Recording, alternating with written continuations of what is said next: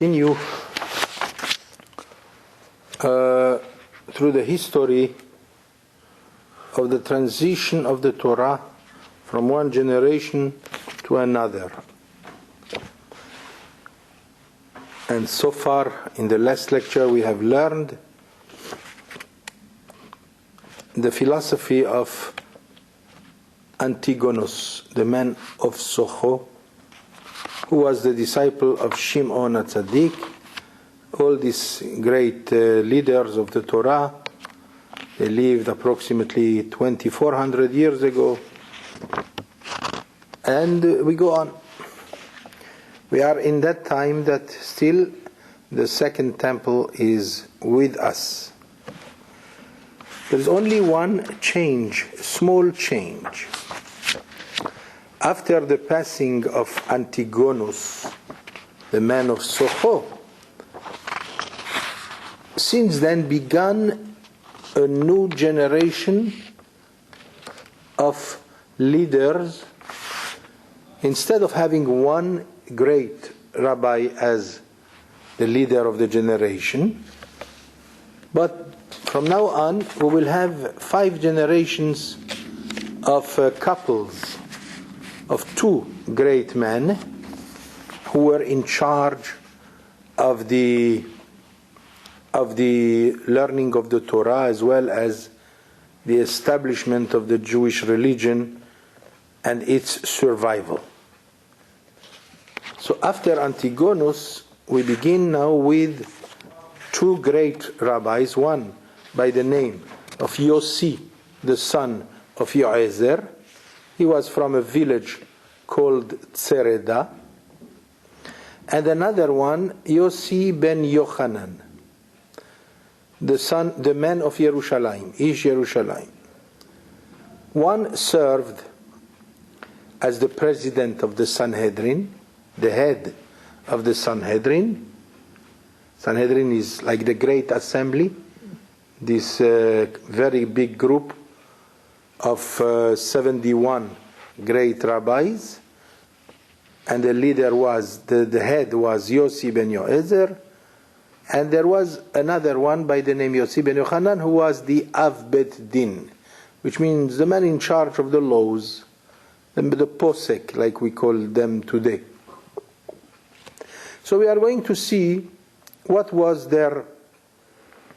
You see, those were 2 great people that did many things, but in Pirkei Avot they picked up only what was their philosophy, their primary philosophy that was given.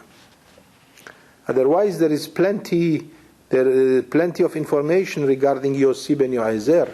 Our sages regarded Yossi ben Yoezer as a very great man, a man whose piousness was unequal to anyone after him.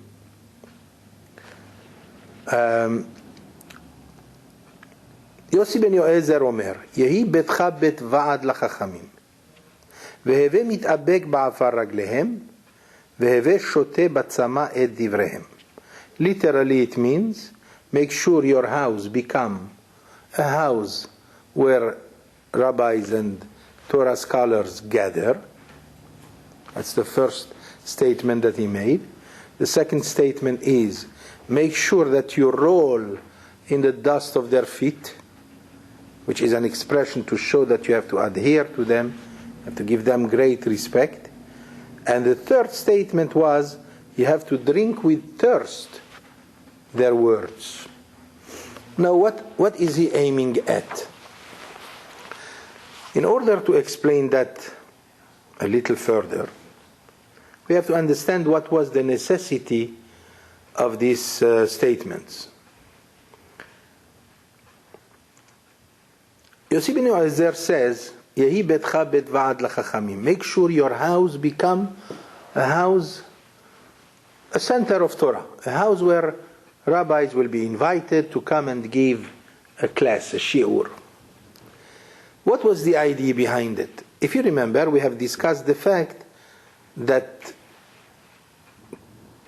since the time of Ezra, the scribe, who was the leader, the spiritual leader of the men of the great assembly, If I remember, the men of the Great Assembly, that's 2,800 years ago, immediately after the destruction of the first temple, there was a very great fear that maybe the Jewish religion is going to be extinct. They were afraid. So they were trying to find all kinds of ways they tried to develop all kinds of philosophies which will assure the survival of the Jewish religion. So we have discussed, of course, what the Anshe Knesset Agdolah, the men of the Great Assembly themselves said. We discussed what Shimon HaTzadik said, that the world is founded upon three great foundations, the Torah and the Avodah and loving kindness. And then Antignos Isochot taught us, the last one, taught us that you have to be proud of Judaism, to be so happy that you are a Jew that you don't even ask for a reward. You just have to be a religious man, to be a religious Jew is such a great privilege that you don't have to wait for a reward for the eternal life and the world to come. And we have explained very well the history of it, that it did not mean, of course, to say that there is no such a thing as this reward, or the reward of Olam Haba, or the reward of Tchiyat HaMetim, the resurrection of the dead. Everything is, of course, is there. It's just that he said, to be a Jew is such a great pride, such a great joy, that it's worth it to act as a Jew and to behave and to observe all the mitzvot just because it is a great privilege. It's like having a crown of a king. Would you still want to have a salary, a monthly payment? Of course not, because it's already such a great privilege. So what he meant, of course, is to aggrandize in the hearts of the Jewish people the importance of being Jewish. Those two great rabbis, the couple of Yossi ben Yoezer and Yossi ben Yochanan, they had the same mission: how to spread the Torah, how to make sure that the Jewish people is going to survive, how to make sure that Judaism will survive. So each one gave us his philosophy, and it worked, of course. Baruch Hashem, the Jewish people were never extinct. The Jewish people, despite the terrible tragedies that occurred by the destruction of the first temple, nevertheless they reunited again. Even though they were in Babylon, some of them came back to the land of Israel, and they started the rebuilding of the second temple. And then again, the land of Israel was, Baruch Hashem, thriving with Jews and Jewish institutions. Yossi ben Yoezer said, here is a great way how to help in bringing greatness to the Jewish people. How to make sure that the Jewish people survives, that the religion continues strongly. Yehi betcha bet va'ad l'chachamim. He thought that if every family will invite, will make sure, we used to do this even in Israel. It's called chuge bayit. You use your house to be like a center of studies. Imagine if every house would make sure that they invite a rabbi and 10 people, and they would have a shiur. And now you go, every house there is such a thing. You will admit that there is nothing better than that to make sure that the Torah becomes very strong. Because every house becomes a center of study. It's not easy to do that. I mean, we have tried it many, many times, but just a few. Even today, many do it. But in the old time, they said there were no yeshivot in those times. There were no big institutions. They went to synagogues and they learned in the synagogue. But he wanted the Torah study to come to every house. The only problem is that there are several limitations with that. The first limitation is that when you have, let's say you have a rabbi who comes every day to your house. He comes every day to your house to teach, or every week. You get used to them. You get used to him. And then after a while, the first time when he comes, you give him honor, Baruch haba, how are you, Rabbi, and everything. Then the next day, he comes back again, oh, hello, Rabbi, how are you? Very great. And the third day, hi, Rabbi, oh, Baruch, very good, you came, very nice. The next week, after 10 times maybe, when he comes back again as usual every day, you will tell him, okay, Rabbi, here is the key of the house, I'm going away, just you do. You understand what I mean here? Little by little, the teachings, they lose their luster because you see him every day. Because he comes to your house. What happens when somebody comes to your house? Remember, you are the owner of the house. And now here somebody comes and you have to give him honor. Honor we give him the first day, the second day, the third day, the fourth day, the second month, the third month. You have to be very, very righteous in order to give the same amount of respect to the same guy. So that's why he says there is only one way how to keep, and it's very primordial to keep the respect of the Torah, because by respecting the rabbi himself, the Torah teacher, this is how you spread the respect and the honor for the Torah. There's no question about it. This is primordial to the survival of the Jewish people. If the Jewish people did not respect their rabbis, nobody would go to learn Torah. Agree or not? Of course. So therefore, one of the most important things in that system is how to keep your feelings towards the Torah teacher intact, which means that you have to regard him the same way next year as you regarded him the first day. For that, there is only one thing that will help us, if you learn the ways of humbleness.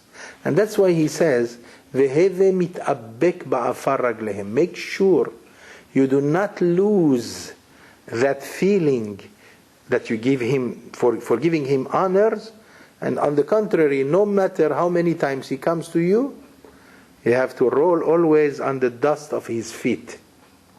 This is an expression to show that you have to still show him tremendous respect in whatever he says. Even if some of the words that he says might not be pleasing you or maybe exciting you, still you have to behave like somebody who is extremely thirsty for his words, who is extremely respectful to him. This way people see how you respect him, the others also will respect him. People respect the Torah teacher, automatically the Torah will thrive and will continue. And that's why he came up with the third statement, "Ve'eve shoteh batzama et divrehem," and drink with thirst their words. I can drink with thirst the words of somebody whom I hear the first day, the second day, the third day, but to drink with thirst every day, that's not easy. Sometimes a lecture might be boring. Not every lecture is exciting. People come to be excited. I went 15 years to listen to the teachings of Rabbi Avigdor Miller in Brooklyn. 15 years, I never missed, almost. And I must say that he was not very exciting in many of his lectures. It was even boring to a certain degree, but boring did not bother me as long as I knew that this was the truth. What he was teaching was the truth. So even though many, many times I heard those things as though I heard them again, or that I knew them already, and they were not exciting to me, nevertheless I did try my best to keep my equanimity sound with him, knowing that he is a great man. I have to respect his teachings, especially that I know that his teachings are the truth. So whether they are boring or not, that's not, we don't come, when we come to a lecture of Torah, we do not come for the purpose to be excited. People usually they want to be excited. So that's why they go always to a new lecturer. Oh, I hear Rav Zamir Cohen, he came, let's go to hear him. It's not bad, I'm not saying it's bad, it's always good to go. But there is nothing better than to go to the same teacher. The Gemara says this in Masechet Berachot. In Masechet Berachot we find that there was such a thing as a great rabbi, a great man by the name Levi, who used to be the Talmid, the student of Rabbi Yochanan. And one day he allowed him, he was the student of Rabbi Abbas, an old Rebbe, an old teacher. And one day he heard that Rabbi Yochanan came to Yerushalayim. He went to hear his lecture. But it was at the expense of the daily lecture that he received from Rabbi Abbas. All right, apparently it's not so bad. But Rabbi Abbas was a little bit sad when he saw that his Talmid, his student, didn't come. He was sad. When they told him he went to hear Rabbi Yochanan, he was hurt. Perhaps he didn't say anything, but in heaven they regarded Rabbi Abbas in a great respect. And that's the reason why in heaven they decided that this man, Levi, should not be allowed to go to heaven. For many years he didn't go to heaven. After his death, he stayed in the cemetery standing, his nefesh, his soul was standing in the cemetery, and he was not allowed to go up, which is a terrible ordeal for the soul. And the Talmud tells us in Masechet Brachot, until one day, Shmuel, if you heard about this name, Shmuel is one of the greatest teachers that we have in the Talmud. He was the contemporary of Rav. Rav and Shmuel are the known rabbis who dispute always, who argue over the law. There is not one page in the Talmud that we don't encounter those names, Rav and Shmuel. So Shmuel, the great genius of the Jewish people, he lived approximately 1900 years ago. Shmuel was so great, he was the leader of the generation. So one day his father, who's known in the Talmud only by the term Avot, the Shmuel, the father of Shmuel. So imagine, the father is known not by his name, but by the fact that he is the father of Shmuel. If you are intelligent, then you know how great was Shmuel, that nothing else counts. Whoever relates to him is a great privilege that he is the father of Shmuel. You wouldn't call him by his name, just by the fact that he is the father of Shmuel. Why? Because Shmuel is extremely honored in heaven. So one day the father of Shmuel, Avot di Shmuel, passed away. And he used to collect money for the orphans. And he had a specific place in the house where he puts the money for those orphans. One day he passed away. He didn't have the time to tell his son Shmuel where he put the money of the orphans. What happened was that now the orphans used to come to pick up the money. And they see that there is no money, and they were hollering, what's going on? And they started to accuse Shmuel, where is the money that your father used to give us? And Shmuel didn't know what to do. I don't know where is the money. One day he decided that it's impossible. He has to use Kabbalah. He has to use mysticism in order to do something. He decided to go to the cemetery and to speak to his father. Those great people, they had the possibility, they had the power to do those things. He went to the cemetery to fetch his father, to ask him where is the money of the orphans. It sounds easy. When he entered the cemetery, he suddenly saw a ghost. And he recognized that man. He said, this is Levi. Levi was a great Torah scholar. His words are brought in the Talmud many times. And he said to him, I don't understand, didn't you die? He said, of course. He says, I'm dead. So what's going on? How come you are not up? You should be among the most respected souls in heaven. He says, no, they won't let me. It's already 7 years, they won't let me go. Why? So he told him the story, because one day, instead of going to the usual teacher that he has, Rabbi Abbas, he went to hear Rabbi Yochanan. What's wrong with that? Only his usual Rebbe was hurt a little. And that was enough for heaven to decide to punish Levi, that he caused such a hurt, a small hurt to his teacher. So Shmuel, so the Talmud tells us, this is only by the way, that Shmuel, when he said, is this the way? I'm going to take care of you, he said. Now Shmuel is still alive. Levi is dead. And yet he needs the services of Shmuel. He was so great. So Shmuel, he asked heaven to allow Levi to go up. And in heaven they immediately obey to the orders of Shmuel. Shmuel was such a great man that they fear him in heaven. So the story of Levi ended this way, and now the father of Shmuel appeared. He says, "Here I am. What do you want, my son?" He said to him, "Where is the money of the orphans?" And he told him, "Go to the middle shelf, you will find the money there."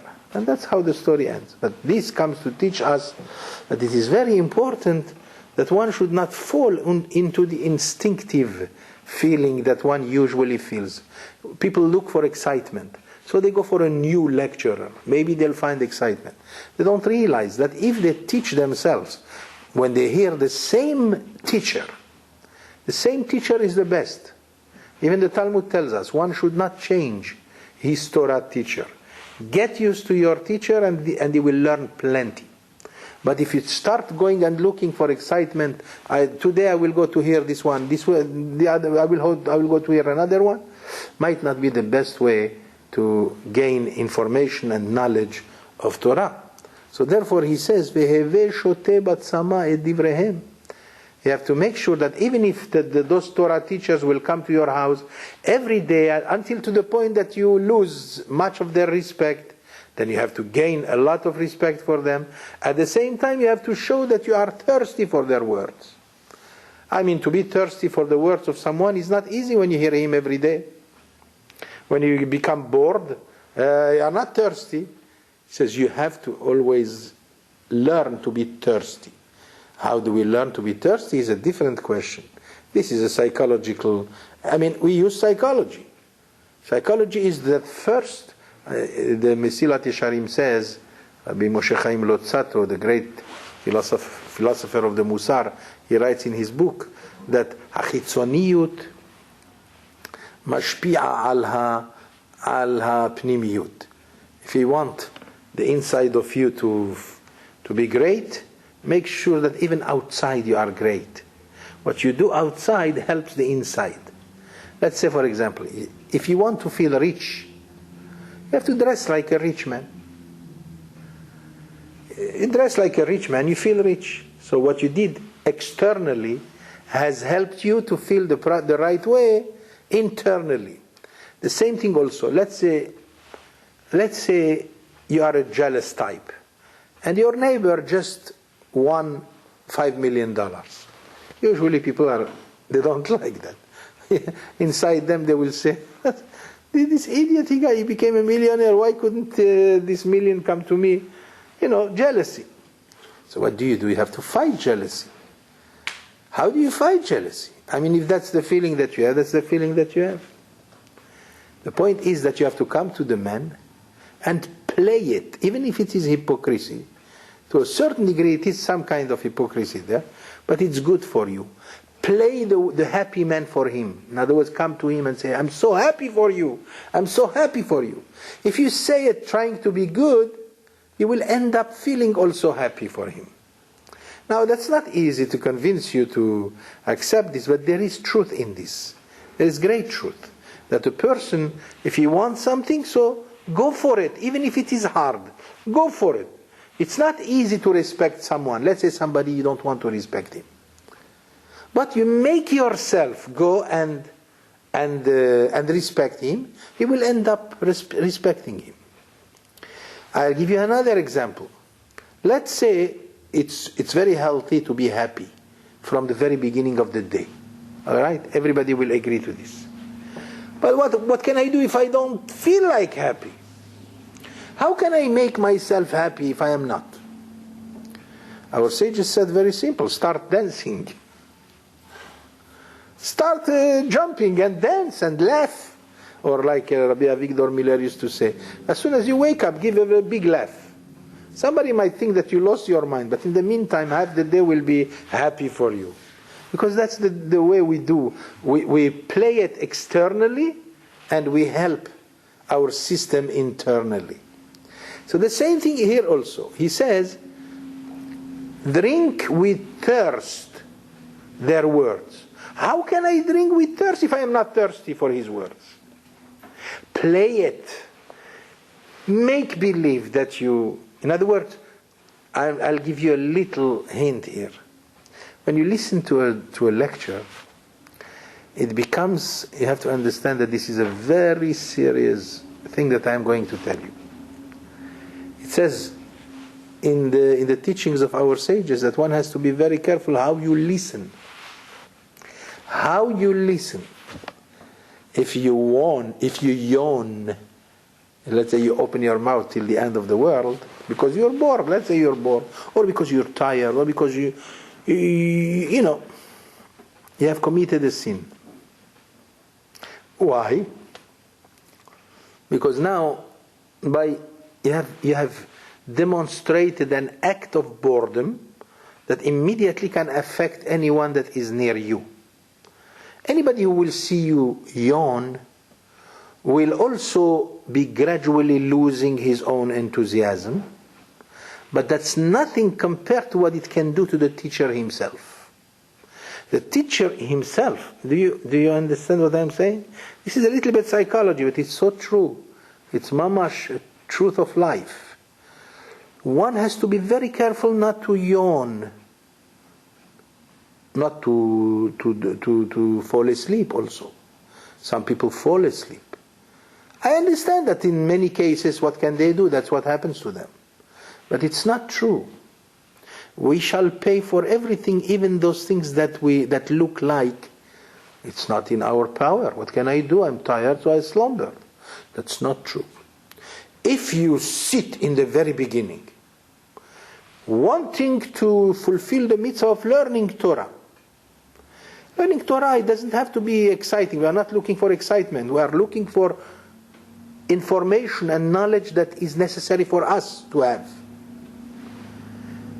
If everything was exciting, then nothing would be really effective. What is effective is only through the usual knowledge.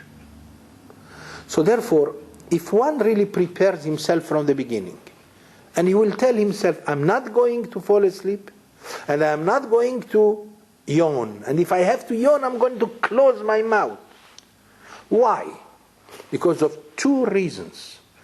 Those who are near you are affected. They will lose also their excitement, so-called excitement. And most of all, the teacher who will see that will be hurt. He will immediately say, oh my God, they are not excited. Which means they are not interested in my lecture. And therefore he will lose himself of his own innovative ideas. Even if he has some good, by the way, that's why I'm telling you, why do you think I always tell you, I need more people? Why? Apparently he tells me, we have here a camera, and we go all over. Amen. The answer is, the camera is not enough. While it does good service, other people might be going online and learn. It's not like when you see faces. When you see many faces, you know what happened? My best lectures were in places where it was full. And believe me, I really do not prepare that much. Even when I go to a lecture, when I know there will be 800 people, like in Bet Gabriel, when I came that night, 800 people. Do you think it was different than any lecture that I gave here? No. But it helps enormously the lecturer. When he sees so many people, automatically his mind works better. And when he sees very few people, he has to really struggle. He has to struggle because he is not interesting. So, not many people. So, what can he do? He loses a lot of his potential. So now, while we don't care about this, we care about the people who come to learn. Those who come to learn, they have to remember never to show that you are bored, even if you are bored. Which means, we said before that the external act, helps the internal. Which means, let's say you're bored. Usually people, when they are bored, they slumber, they sleep, or they yawn, or they just behave like this. Even the expression of their face immediately will tell you that they are bored. There are things that you cannot hide. immediately we can show it. Unless, if you are the type of person who knows how to control yourself. How? You're tired. Let me give you an example. You are going to, now you're tired, right? But let's say you have in mind to go and eat a nice steak. Don't do it because it's too late. But let's say you are hungry and you are going to go and eat. Did you ever fall asleep when you were eating? Think about it. Did you ever slumber when you ate? When I was very tired, it happened. It happened then you were not hungry. Maybe you were not hungry. Shabbat meal, Friday night. Yeah. Sometimes you fall asleep at the dinner table. In the middle, you didn't finish the fish or the meat, and you already slumber? Towards the end. Probably after you finished eating. Now you are waiting only for whatever Birkat Hamazon. And before Birkat Hamazon, you take a little nap. Now normally people will never fall asleep when they eat. They will never yawn when they eat. From now on, watch. Take it. Let's put some price on it. And see, if you see somebody eating, if he ever yawns. It cannot be, it's against nature, it's impossible. Even if you are very tired, you will not yawn when you are eating. That's no. So now we are trying here to learn that when we learn Torah, it's not easy to control yourself because the steak is not there. The steak is in your mind. You have to make it as tasty as steak or whatever that pleases you. You have to you have to give respect. You have to make sure that your position is erect.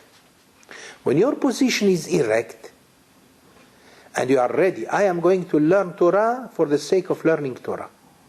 This requires from me to give respect to the lecturer. How? By showing him my face that I am extremely interested.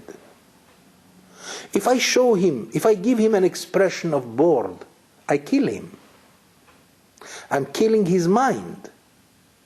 And that's in heaven considered to be a big sin. I'm teaching you this. This is very important to know, by the way. I wonder if you ever hear this from any rabbi. I don't believe you will ever hear this.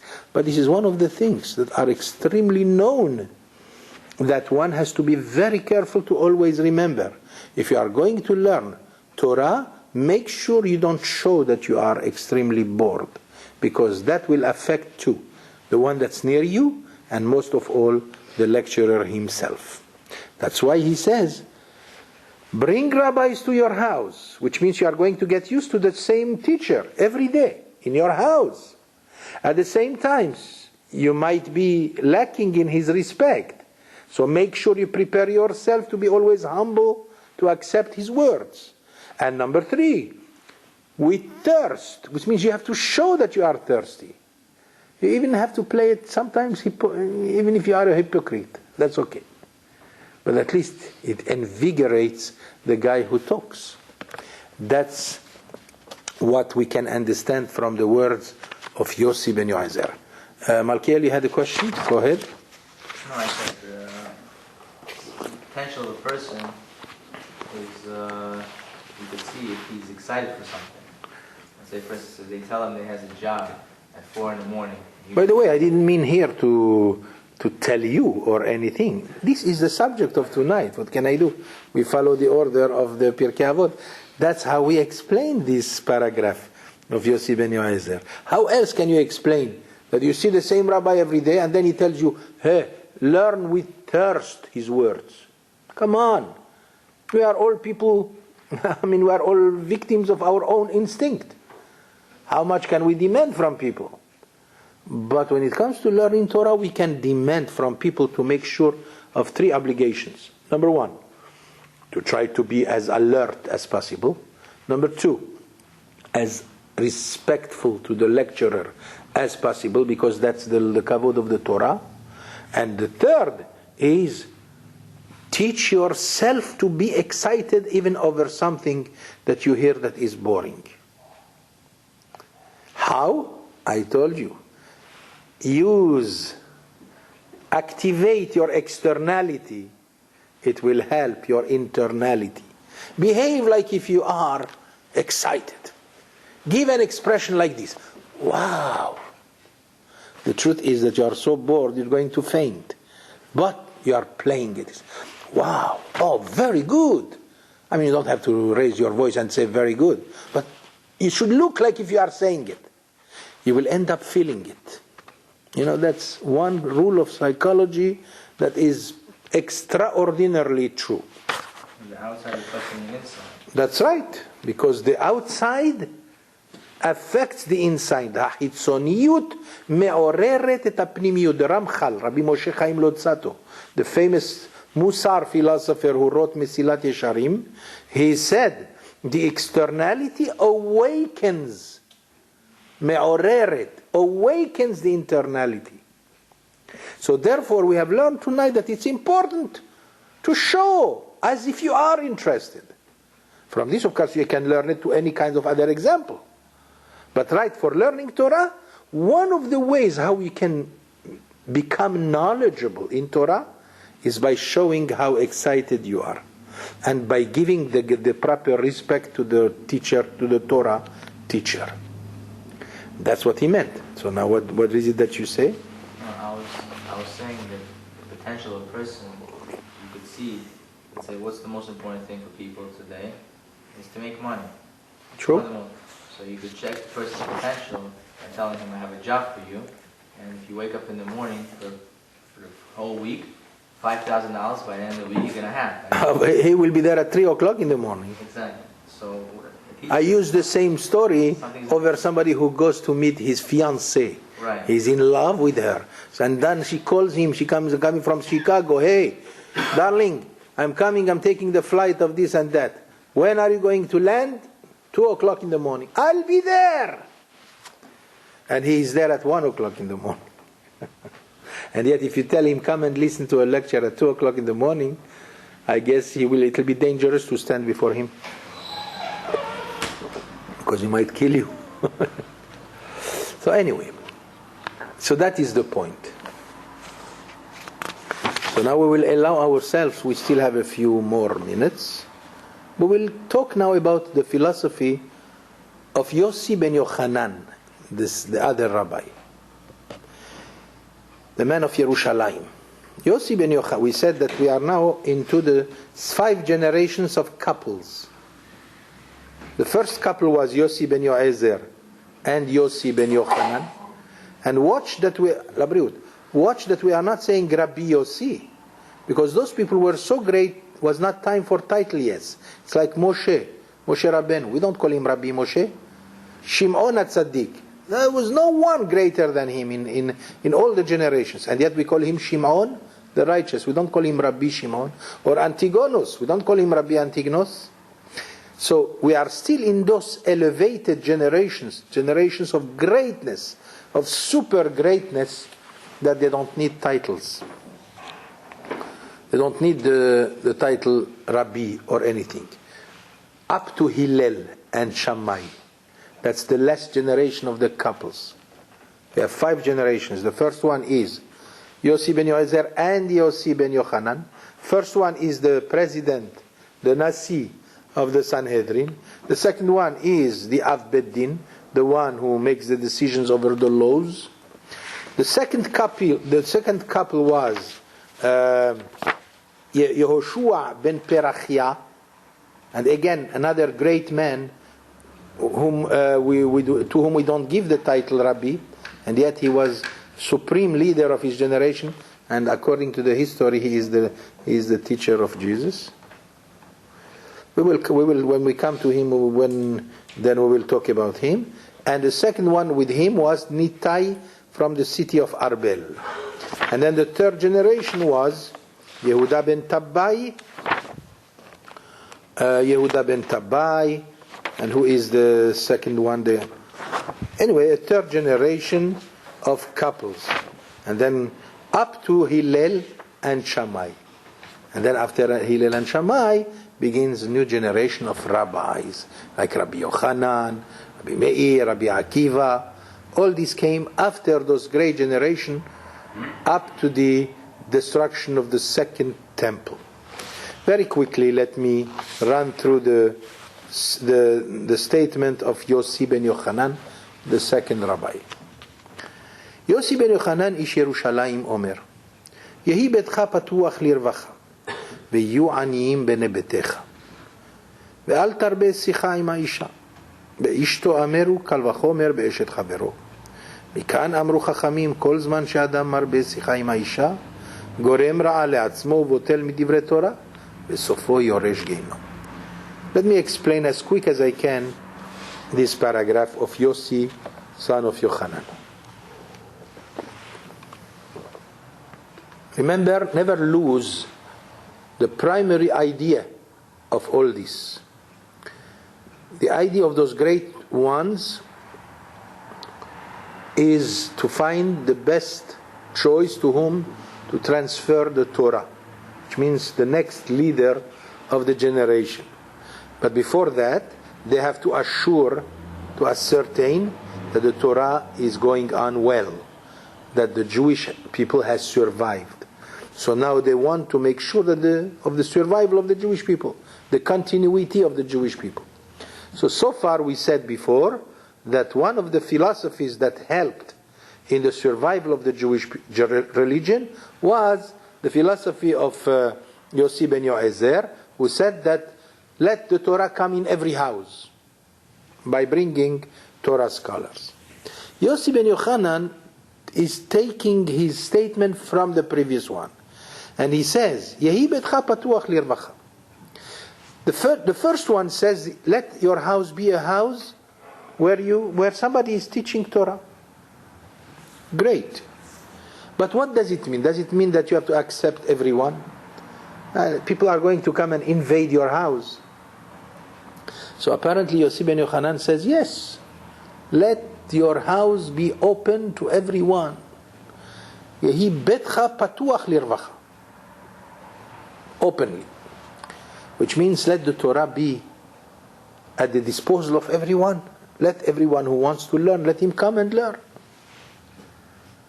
But there is a problem with that. If people are going to see an open house, what about the beggars? The beggars are going to come also, and they would come, they would go in. You know what happens in every shul? Even in my shul it happens the same way. Every day, during the prayers, there are groups that come to collect. What can you do? We get used to that, and it's beautiful, and that's the way it goes. You fulfill the mitzvah of tzedakah every day. So this one was afraid that if we are going to do the system of opening the houses for Torah, then other people are going to join, not only for the purpose of learning Torah, but they will come because they know there is a group of people there. We can go and ask them, give us a penny or two. So he says, do not be demoralized because of that. Be strong. The Jew, I'll tell you something. Do not envy the Hamptons in Long Island. Even though they are very rich, beautiful houses. That is true. But how many beggars go there? They are afraid to go there because the first one they will see is the dog that will... you will not see many beggars there. How many? Maybe maximum by phone. In rich areas, usually, people who go to beg, they are not welcome. So therefore, where do you see the people like this? In synagogues, where people gather to study. Not in Reform synagogue. You will never see a beggar going to a Reform synagogue. Not even to maybe a conservative synagogue, some of them. But an Orthodox synagogue, every day is full of people who come to ask you for money. Go to Israel, Kotel HaMa'aravi, the Wall of Lamentations. There is something that is not very nice. You pray and somebody is coming to harass you. Give me. This one, then the other one, then the other one. So you might just burst and say, what kind of prayer is this? Why is it that we are like this? Many people are very disappointed because of that. Don't be. That's part of Judaism. That's why God created beggars. The sages say in the Gemara that why Hashem, if Hashem is the provider for everyone, if Hashem is the one who gives us parnasah, making a living, why did He create beggars, then he should provide for them. Understand the question? Why do we need aniyim? Aniyim means poor people. And the Torah does say openly, Ki lo yechdal evyon bekerev haaretz.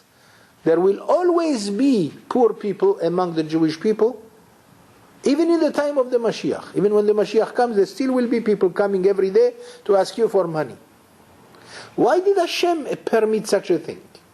If He is the one who gives us sustenance, parnasa, making a living, why doesn't He give a living to those people also? The Gemara says, the Talmud says, Sha'ani, because the beggars are helping us to be saved from Gehinnom, from hell. When you give tzedakah, it says, Tzedakah tatzil mimavet. Tzedakah, when charity saves you from death. What do you mean saves me from death? Since when somebody who gives money every day to the poor people will always live forever? No. Saves him from death means from Gehinnom, from hell. When we go up there, number one, you have to accept the idea that it does help to lengthen your life. You have more years in your life. It's good to give charity always. There's not one day that we don't give. We give non-stop. Non-stop we give. I'm sure that you do also. But it's very important that because listen, we are not perfect. Because we are not perfect, that means we make mistakes and we do a lot of bad things. There must be something else that will be a source of salvation for us. And Hashem provided that. He says, I'm going to create poor people so that you will be saved from, you will find through them, by helping them, you are going to save yourself from death, from spiritual death, from hell. And that's why Hashem created the poor people. So now, let's go back to the idea here. Yossi ben Yochanan says, let your house be open. Lirvacha.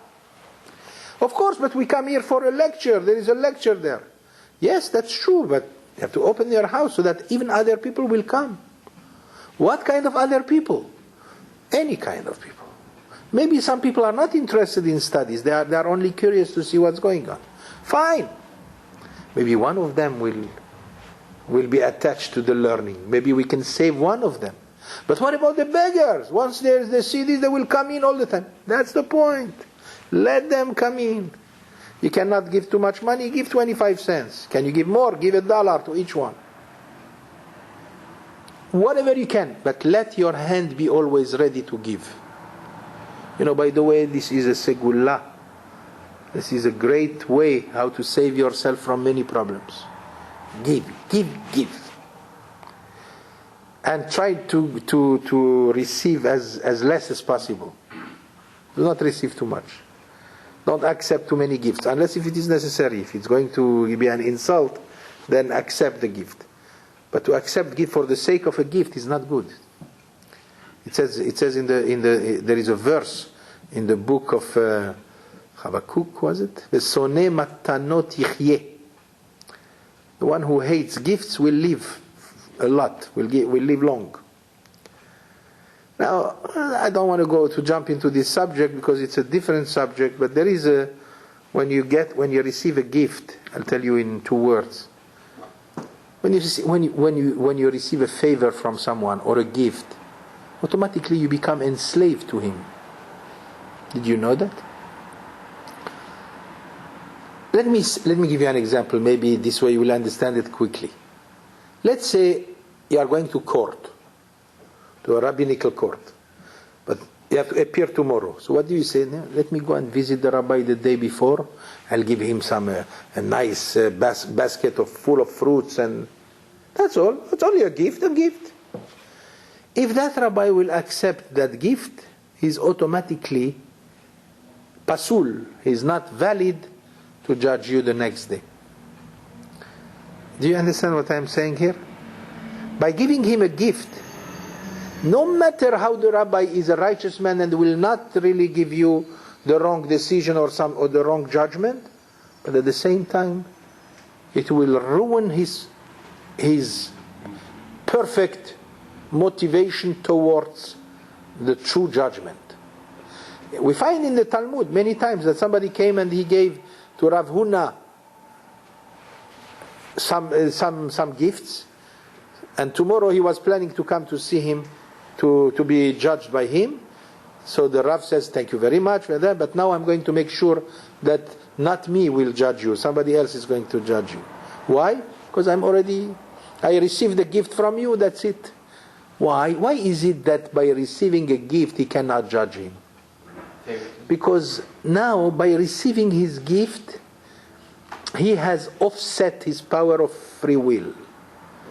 How can he be against him the next day, just in case the guy is wrong? How can I bring him? He's going, just by instinct, he's going to make sure he finds all kinds of reasons to come on his side. You understand that? That's why the Torah says, "Ki hashochad ye'aver pichim v'yisalef divrei tzadikim." When you give a bribe to someone, when you bribe someone, you are practically causing blindness even to the righteous man. What is blindness? He does not see clear anymore. He will not be able to tell you, you are the one who has to pay. How can I tell him he gave me a gift yesterday? When somebody gives you a gift, you are on his side automatically. So what? You might ask me, so what if I am on his side? The answer is, if you are on his side, that means you have lost your free will. You cannot you cannot distinguish anymore between good and bad. Because your tendency, your instinctive tendency, is to come on his side since he gave you a favor. So therefore, a favor is not good because it ruins your free will. That's why it says, "Soneh matanot yichyeh" in the Bible. The one who hates gifts is the one who lives. Because the one who loses his free will is not considered alive. Is it too much for you, this kind of... I'm telling you, when you receive a gift, you have lost a little bit of your free will, of your freedom. What if you give it right back? Of course, there are all kinds. I'm not saying, I'm just dramatizing to the point. I'm not saying don't receive gifts. I mean, we all receive gifts all the time. But I remember one rabbi here in Kew Garden Hills, a poor man, but a very good Torah scholar.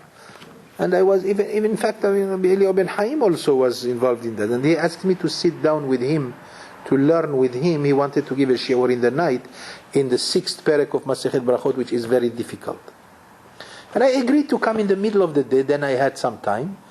And we used to come for 2 or 3 months, me and that Ashkenazi rabbi, we would sit at 1 o'clock in the afternoon in that synagogue, Sha'arei Tshuva, for at least 2 or 3 months, I don't remember, and we studied. Little by little I saw how the man is such a good man, such a perfect character, humble, good, intelligent, everything. And then on the other hand, I heard that he struggles a lot. He has a large family and he struggles. I came to him, I said, "Rav David, please, I want to give you monthly $100. Because we have many people that we give them at least $100 every month." So I said to him, "You are one of those, would you like, please?" He says, "No way." I begged him to receive $100 a month, which is nothing.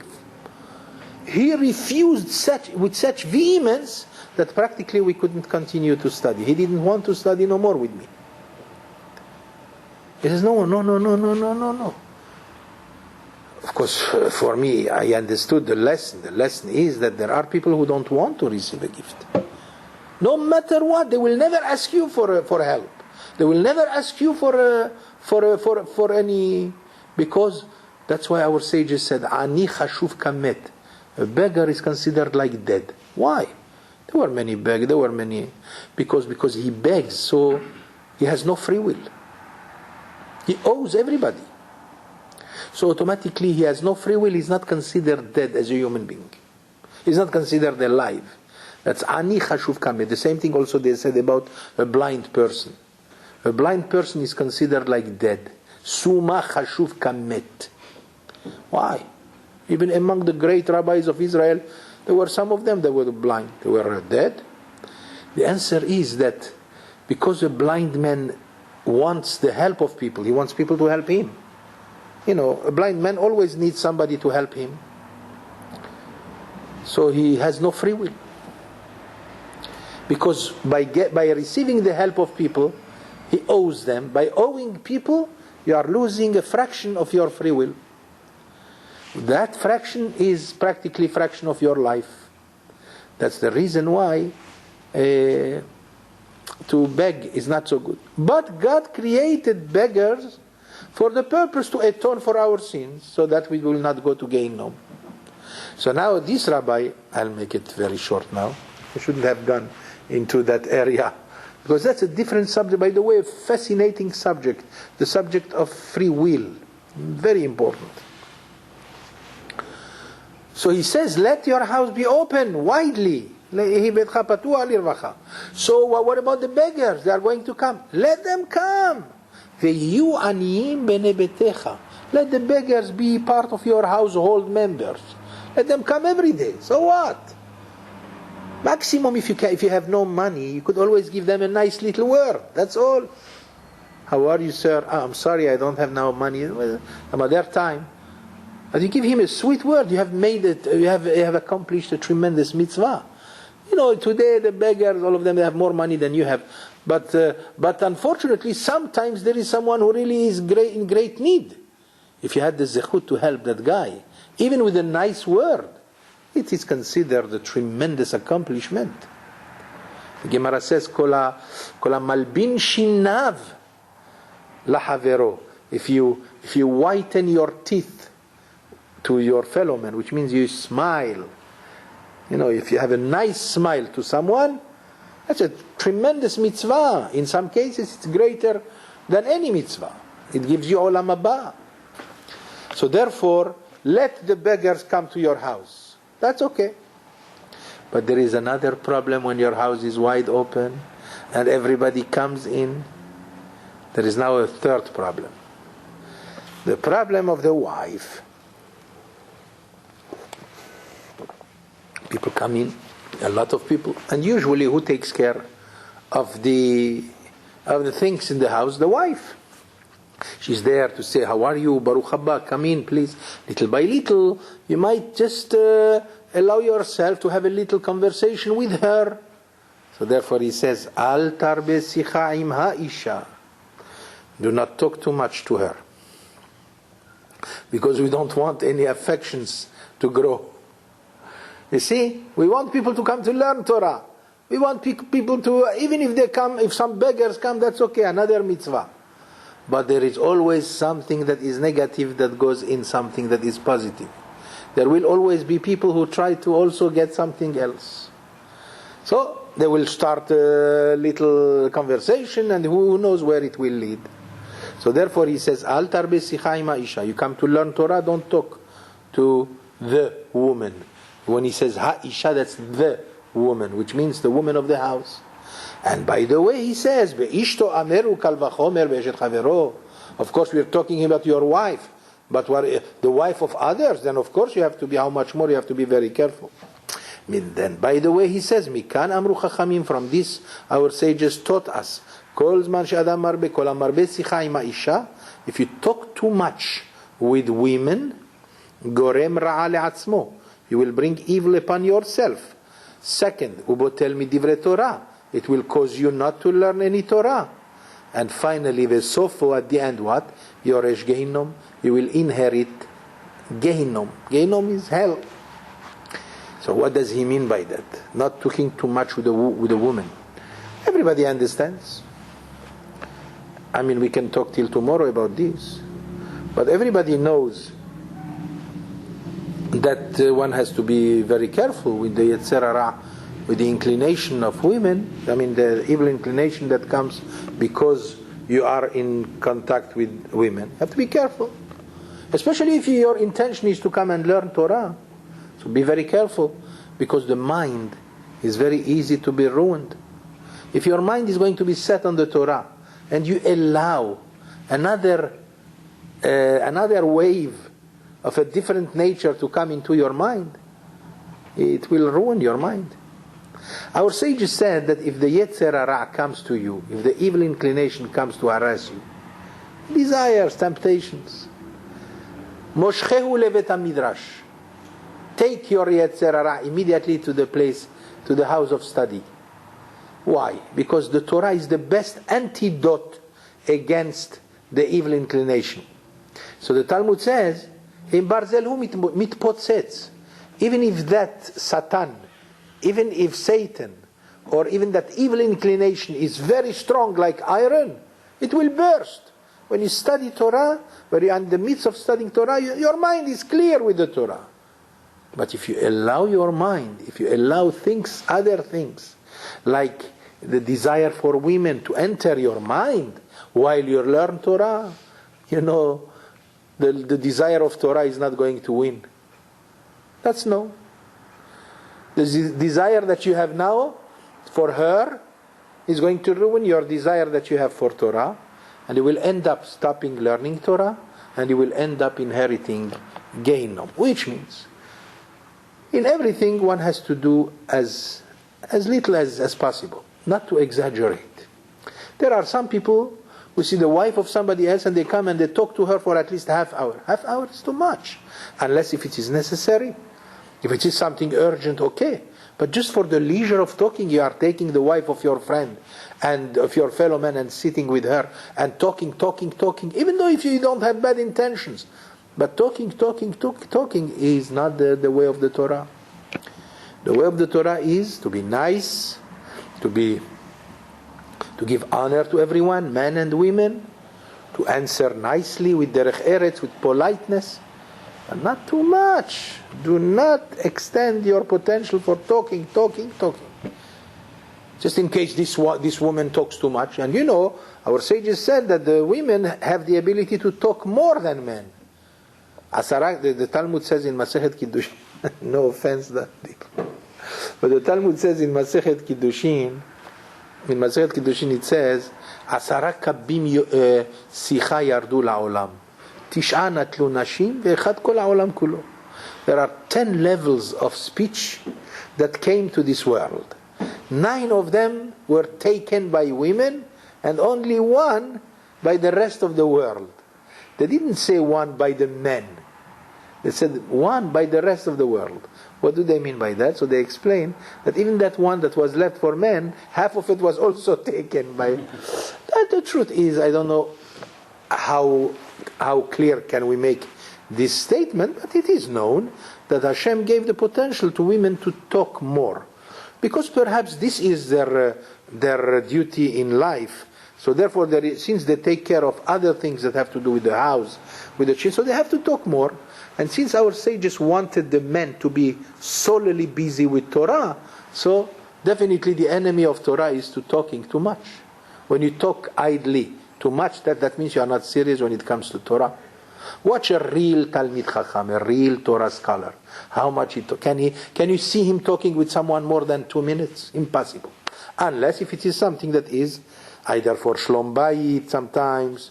There is a story of Rabbi Isaiah Salanter 150 years ago. One day they saw him, he is a very righteous man, and one day they saw him talking with a woman on the bridge in Russia or Poland.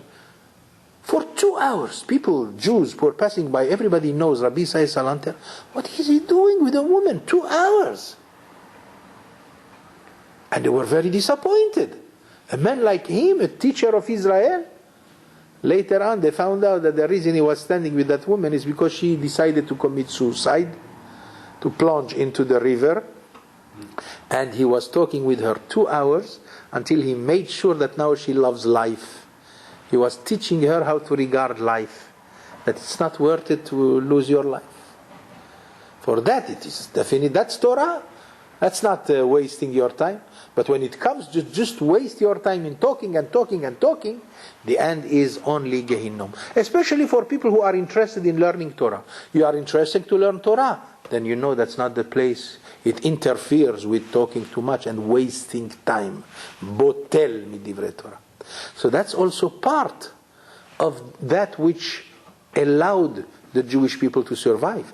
If the Jewish people would be like the other nations to talk and waste time, we wouldn't be Jews today. The reason why Jews are still in existence, because a nice part of the Jewish people knew the importance of learning Torah, and they gave their time solely to Torah. They never wasted their time. And that's why we are here today, to teach Torah. So that's it for tonight, Rabotai. Again, I'm not going to see you next week, and probably the one after, because I'll be going to Israel, Mirza Hashem. And I hope to see you again.